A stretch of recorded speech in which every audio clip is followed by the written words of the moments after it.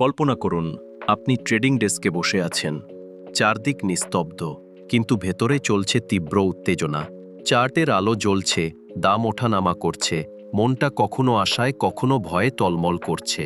আমরা সবাই বাজারে লাভ করতে চাই, কিন্তু খুব কম মানুষ জানে বাজারের আসল রহস্যটা কি। বাজার কাউকে কিছু দেয় না, সে কেবল প্রতিফলন করে আমরা ভিতরে কি ভাবছি। মার্ক ডগলাস বলেছেন, ট্রেডিং মানে নিজের মনকে বোঝা, বাজারকে নয়। নিজেকে জেতাই হলো আসল খেলা। আজ চলুন আমরা এক যাত্রায় বের হই, যেখানে জয় মানে টাকা নয়, শান্তি ও নিয়ন্ত্রণ। অধ্যায় ১, যুদ্ধক্ষেত্র। প্রতিটি সকাল আমার জন্য এক যুদ্ধক্ষেত্র। আমি মনিটরের দিকে তাকিয়ে ভাবি, আজ আমি জিতব।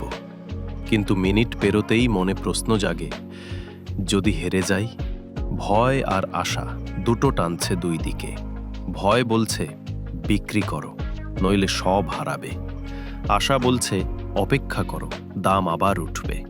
আমি মাঝে দাঁড়িয়ে কেবল দুলছি, আর এই দোলাচলেই হারিয়ে যায় আমার মনোযোগ, আমার শৃঙ্খলা।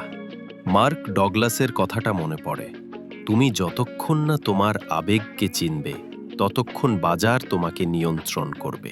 ভয় ও লোভের খেলা।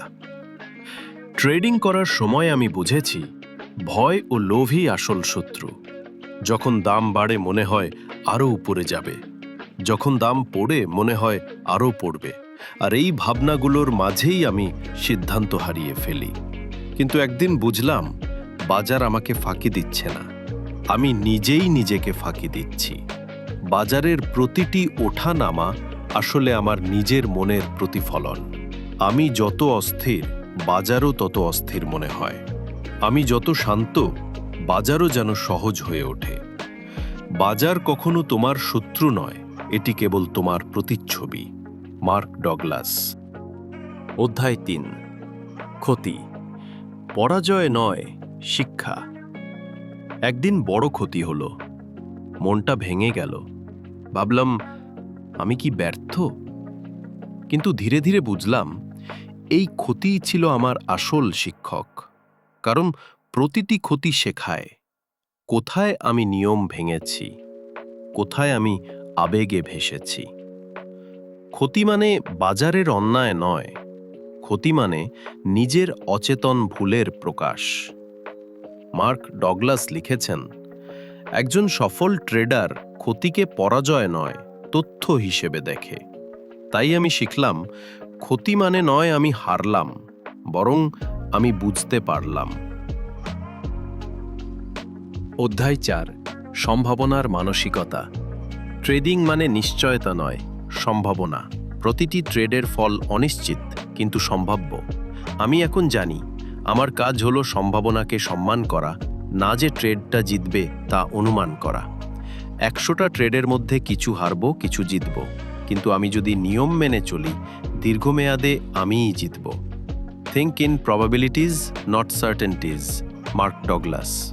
বাজারে সফলতা আসে না সঠিকভাবে অনুমান করার মাধ্যমে, আসে নিয়মিতভাবে যুক্তি বজায় রাখার মাধ্যমে। অধ্যায় ৫, আত্মনিয়ন্ত্রণ।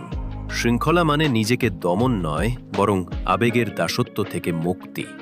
আমি বুঝেছি, যখন আমি নিজের নিয়ম মানি, যখন আমি ফল নয় প্রক্রিয়ায় মন দিই, তখনই আমি মুক্ত।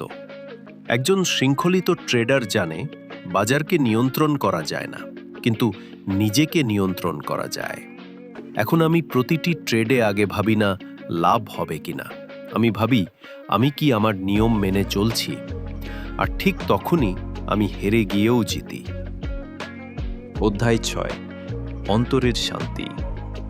দিনের শেষে আমি মনিটর বন্ধ করি। আজ লাভ হলো না, তবু মনে এক অদ্ভুত শান্তি। কারণ আজ আমি নিজের নিয়ম ভাঙিনি, নিজেকে হারাইনি। এই শান্তিই আমার আসল মুনাফা। যে শান্তি আসে আত্মবিশ্বাস থেকে, যে আত্মবিশ্বাস আসে শৃঙ্খলা থেকে। The goal is consistency, not perfection. Mark Douglas.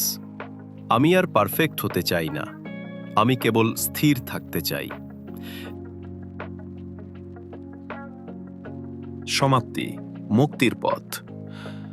ধীরে ধীরে বুঝেছি, ট্রেডিং মানে জেতা বা হারার খেলা নয়, এটা আত্মজয়ের খেলা। প্রতিটি ট্রেডে আমি নিজের ভয়কে দেখি, নিজের লোভকে চিনে ফেলি, আর প্রতিটি ক্ষতির পর আরও শান্ত, আরও দৃঢ় হয়ে উঠি। মার্ক ডগলাসের সেই এক লাইন মনে পড়ে, discipline isn't about control, it's about freedom from fear. হ্যাঁ, শৃঙ্খলা মানে ভয় থেকে মুক্তি। বাজারের নয়, নিজের মনকে জেতাই প্রকৃত স্বাধীনতা।